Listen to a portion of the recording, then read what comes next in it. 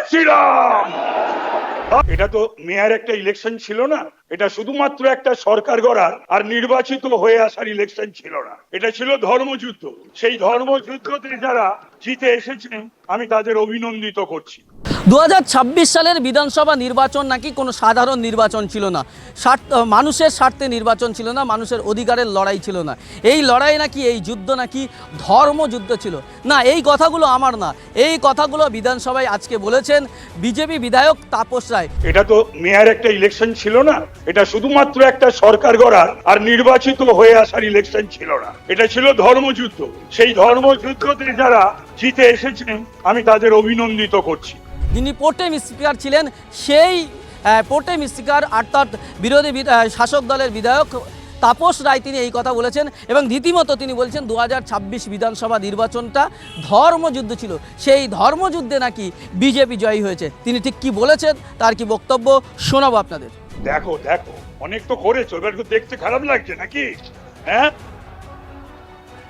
মাননীয় স্পিকার মহোদয়, আমি প্রথমেই আপনাকে দেশের প্রাচীনতম এই যে পবিত্র হাউস, সেই হাউসে এই হাই অফিস, সেখানে নির্বাচিত হওয়ার জন্য ইউনানিমাসলি আপনাকে আমি শ্রদ্ধা জানাই, অভিনন্দন জানাই। আজকে এই 26-এর ধর্মযুদ্ধে, এটা তো মেয়ার একটা ইলেকশন ছিল না, এটা শুধুমাত্র একটা সরকার গড়ার আর নির্বাচিত হয়ে আসার ইলেকশন ছিল না, এটা ছিল ধর্মযুদ্ধ। সেই ধর্মযুদ্ধতে যারা জিতে এসেছেন আমি তাদের অভিনন্দিত করছি। এই থামুন, বলাই জানেন কিছু? থামুন, সব বলা যায়। আমি যদি, মাননীয় মুখ্যমন্ত্রী, আমি যদি কোন রকম কোনো ভায়োলেন্সে জড়িত থেকে থাকি, ওই 12,000-এ আমার নাম থাকে, আমি জেলে পাঠিয়ে দেবেন তো, যেমন এদেরকে পাঠাবেন, আমায় পাঠিয়ে দেবেন। থামো, এই থামো, বলো না, চুপ চুপ চুপ। আস্তে আস্তে আস্তে আস্তে আস্তে চুপ করিয়ে দেবো, আস্তে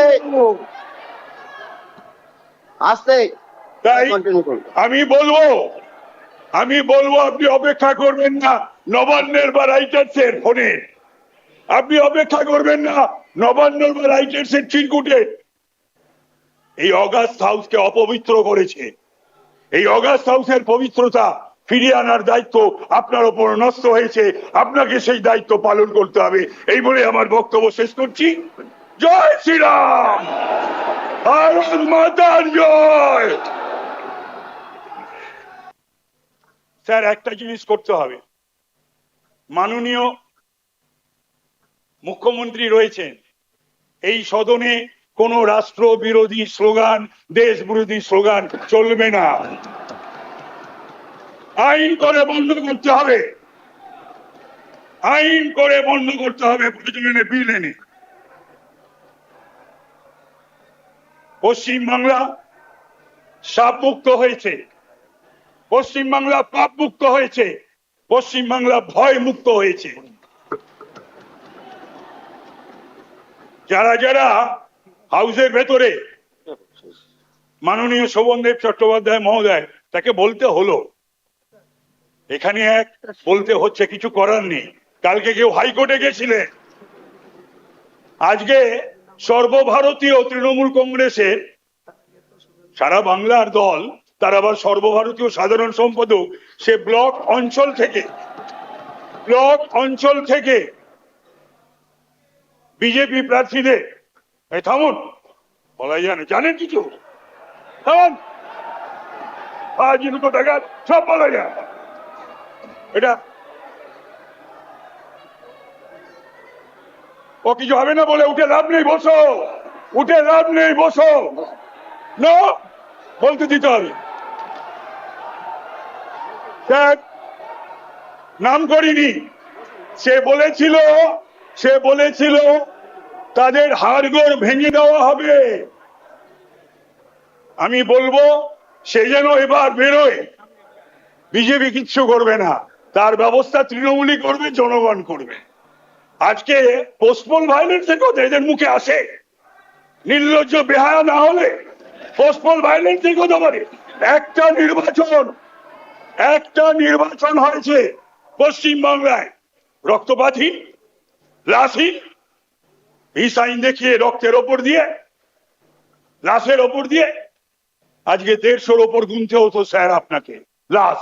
বিজেপি যদি এই সরকার আবার ফিরে আসতো, 150-র ওপর লাশ, ঘর বাড়ি জ্বালিয়ে দেওয়া, দোকানপাট জ্বালিয়ে দেওয়া, আর লক্ষ লক্ষ বিজেপি সমর্থক কর্মীরা বাড়ি ঘর দুয়ার পাড়া ছাড়া থাকে।